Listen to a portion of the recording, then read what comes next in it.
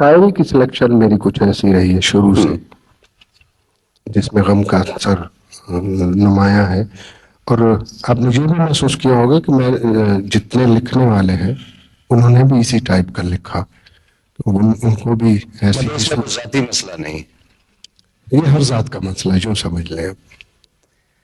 ہمارے بزرگ تھے بہت عظیم شاعر بھی اور نثر نگار بھی، ابن انشا.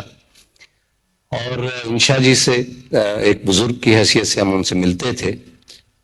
تو جیسا کہ آپ لوگ بھی جانتے ہیں کہ نثر میں صرف مزاح لکھتے تھے اور بہت بڑے مزاح نگار تھے اردو کے. لیکن جب شاعری کی جانب آتے تھے تو کل 14ویں کی رات تھی اور شب بھر رہا چرچا تیرا، اور انشا جی اٹھو اب کوچ کرو. اور ہمیشہ ایک غمگین اور بہت ہی اداس لہجہ تھا ان کا. اور اس اداس لہجے کی سب سے زیادہ اداس ایک نظم جو مجھے بہت پسند تھی، اور میرا یہ خیال تھا کہ یہ ایسی نظم ہے کہ یہ کسی گائک کی گرفت میں نہیں آ سکتی. اس میں ایک ایسا الگ پہلو تھا جو عام گائک تھا کہ آپ شاعر بھی رہے. یہ باتیں ہیں تب کی جب آتش جواں تھا. اچھا، آتش اب بھی خاصا نارمل لگتا ہے، تو اس کی بنیادی وجہ کیا ہے؟ نہیں، اب تو خرچہ کر کے ایسا ہوتا ہے. اچھا، شاعری جو آپ نے کی تو کسی خاص شاعر سے آپ متاثر ہوئے؟ ایسا ہوتا ہے مستنصر بھائی کہ میں چونکہ فوک گاتا ہوں تو فوک میں یہ ہوتا ہے کہ ہمیں زیادہ اس کے اشعار نہیں ملتے تھے، یعنی ایک استائی یا بمشکل اس کے 2 انترے مل گئے، تو اس پہ پھر ہم خود حرزہ سرائی کرتے ہیں. مطلب کوئی حرزہ سرائی کر کے سنائیں نا. یعنی ایک یہ گیت ہے، وہ ہمارے میاں والے کے ہیں شاعر، انہوں نے لکھا، لیکن تھوڑے سے اس میں شعر تھے. اس میں نے ایک شعر کا اضافہ کیا، قمیص تیری کالی سونے پھولاں والی. شاعر کون کون سے؟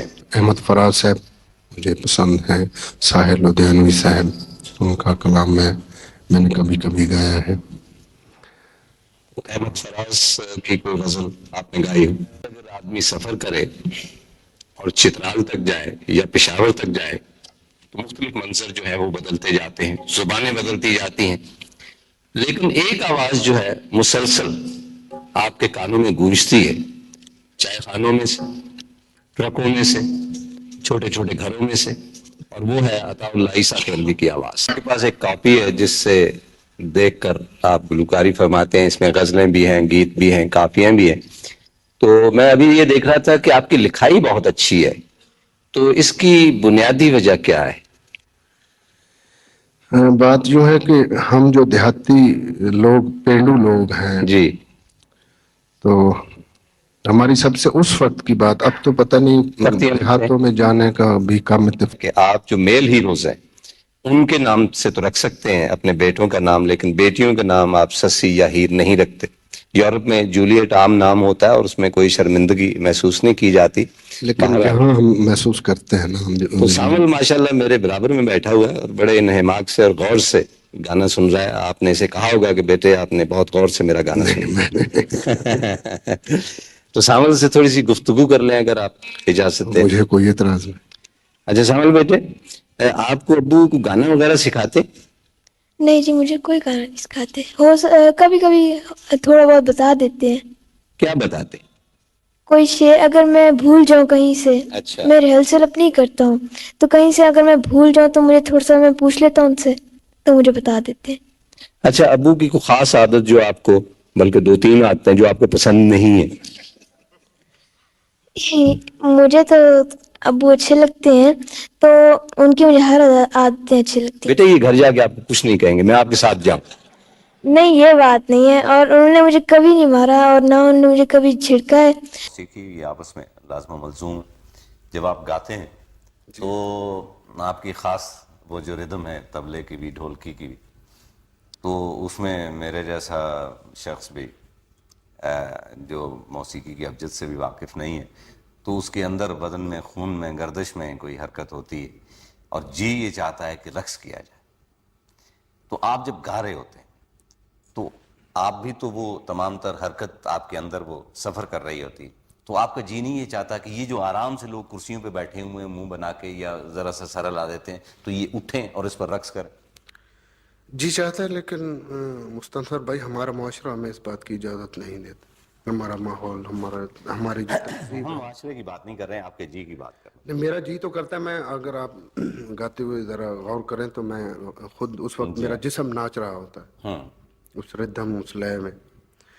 और जो सामने बैठे हुए लोग बाज़ औक़ात जब हमारी उनसे वो होती है देखने की हद तक, तो उनका पाँव चल रहा होता है या हाथ चल रहा होता है, हम उसी पे इक्तिफ़ा करते हैं और ये समझते हैं कि ये नाच रहे हैं. अच्छा, बाहर के मुल्कों में जो गए हैं आप, तो बाहर वहाँ के मुल्कों में तो ऐसा होता है कि जब आदमी अपने आप पे इख्तियार नहीं रख सकता तो उसको कोई पाबंदी नहीं होती नाचने की. नाचता भी है. तो ऐसा हुआ? हाँ, कई दफ़ा हो. तो वहाँ वो नाचने को बुरा नहीं समझते. उनकी बीवियाँ, उनकी फैमिलीज अच्छा, उसके क्लबों. रक्स से आपको कुछ असर होता है? आप ज्यादा तेज गाते हैं या आप में? ज़ाहिर है जब रिस्पांस मिलेगा तो आदमी खुल के परफॉर्मेंस देगा, बेहतर तरीके से कोशिश करेगा परफॉर्म करने. कभी ये भी हुआ कि आपने अपना बाजा छोड़ा और खुद शुरू हो गए? हाँ हुआ जी, कई दफ़ा हुआ. अच्छा, मसलन कौन से गाने पे हो? ये मुख्तलिफ सिचुएशंस में मुख्तलिफ गाने बाज़ औक़ात चलते हैं. अब माहौल पे डिपेंड करता है. मसलन जो आज का माहौल है वो कल नहीं था. कल जिनके जो मेरे सामने ऑडियंस थी उसमें 90% लोग अनपढ़ थे और मजदूर थे. जी। और आज की जो ऑडियंस है उसमें मुझे तो कोई मजदूर नहीं लग रहा, कोई अनपढ़ नहीं लग रहा. कहीं ऐसा तो नहीं कि आप उस ऑडियंस से दूर हो गए हैं और आप पढ़े लिखों में आ गए नहीं, ये बात नहीं है. उनको छोड़ के? ना ना, जैसा कि मैंने अर्ज़ किया कि अब कल रात को मैंने जो फंक्शन किया उसमें ऐसी ऑडियंस थी जिसमें ज़्यादा अनपढ़ थे, मजदूर तबका लोग. और आज अल्लाह के फजल से मैं जिस ऑडियंस में बैठा हूँ वो माशाल्लाह बहुत पढ़ी लिखी और अच्छे उससे बिलोंग करती है. जी। तो दोनों किस्म की ऑडियंस से वास्ता बढ़ता है. जी। जो लेकिन ज़्यादा जो मेरा है स्टेज का काम देहातों में या छोटे छोटे शहरों में, तो वहाँ जो मजदूर तबका लोग हैं ज़्यादा सुनते हैं, ज़्यादा एंजॉय करते हैं. अच्छा, एक जो हमारा एक सकाफती एक हवाला है मेलों ठेलों का, और एक ज़माने में बहुत हमारे मशहूर जो लोक फनकार थे वो वहाँ जाते थे और गाते थे और दाद पाते थे, तो आप भी इन मेलों ठेलों में जाते हैं? हाँ जी, मैं भी जाता हूँ उन मेलों में, या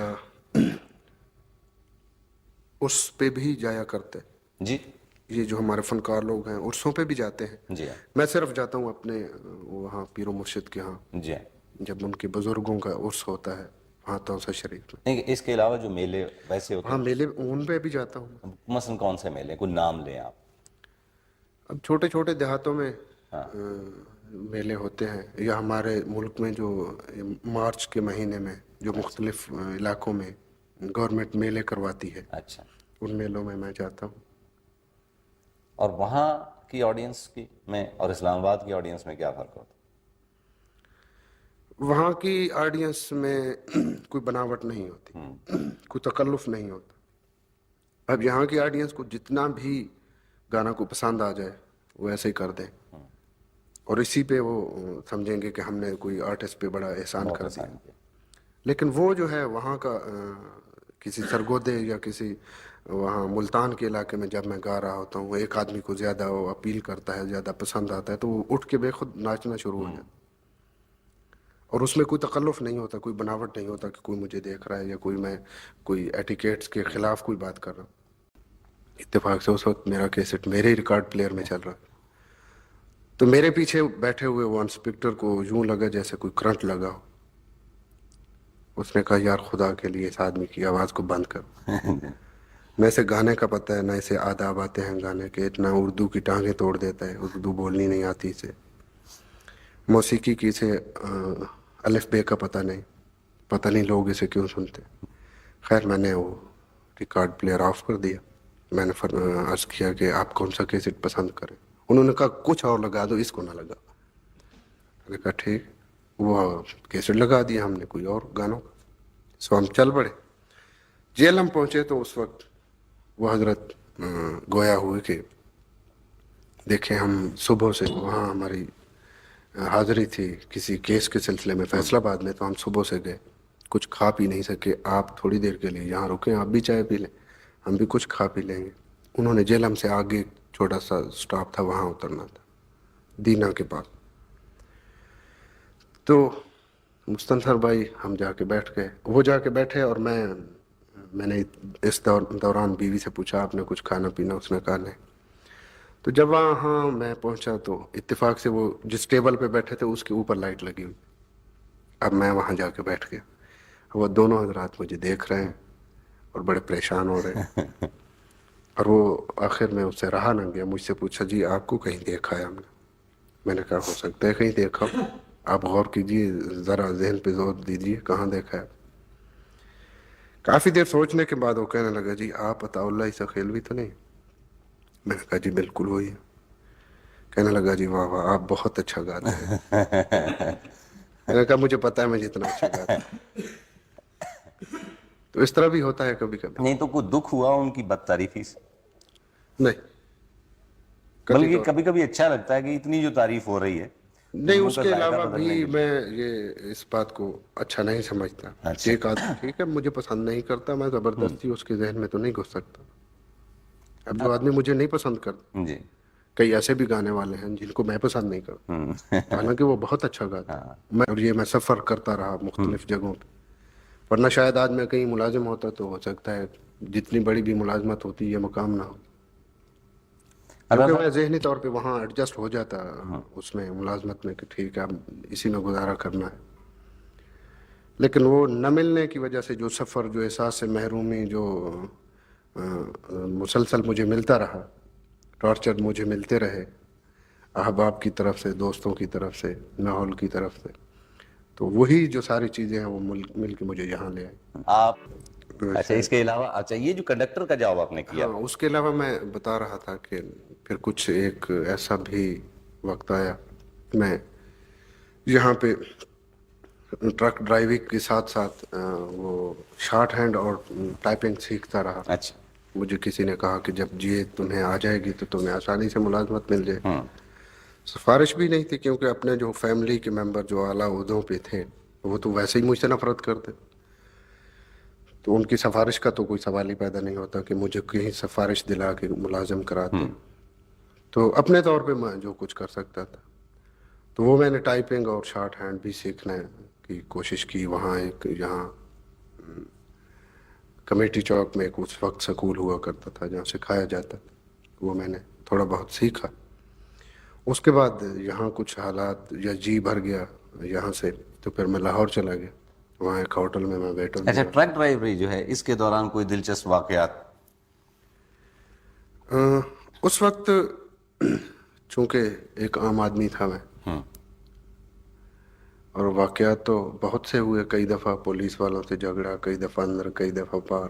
पुलिस वाले अगर चालान करना चाहते थे तो आपको चाहिए था कि मेरा नाम ले देते कि मेरा नाम ये है, फिर चालान नहीं होता। नहीं, उस वक्त तो ये सवाल ही पैदा नहीं। उस वक्त तो अगर थले आए उस वक्त नाम की कोई बात नहीं। अच्छा था, आप ये फरमाएं कि ये जो बेशुमार ट्रकों वाले और बसों वाले आपके कैस्टें चलाते हैं, तो ये क्या उसी हवाले से कि ये हमारा भाई हुआ करता था? नहीं, उसमें जहाँ तक मैं समझता हूँ मुस्तनसर भाई के जो ट्रांसपोर्ट में ज़्यादा लोग इन्वॉल्व हैं हमारे मुल्क में, वो सराइकी और सिंधी स्पीकिंग है। हमारे इलाके के कोई बहुत सारे लोग हैं जो ट्रांसपोर्ट में इन्वॉल्व हैं। अच्छा, और इस वजह से भी मैं समझता हूँ कि ट्रकों में ज़्यादा केसेट चला मेरा। मतलब ये आप वालिद साहब का नाम क्या? अहमद खान न्याजी। और उनका पेशा? ज़मींदार। बहन भाई आप कितने? हम 4 बहन भाई थे, एक बहन फौत हो गई और हम 3 हैं। बाकी भाई क्या करते हैं? एक भाई है मेरा जो वो भी जमींदार से ही मुंसलिक। अच्छा जी। तो वो आपकी ये चीजें वगैरह सुनते हैं? सुनते अब तो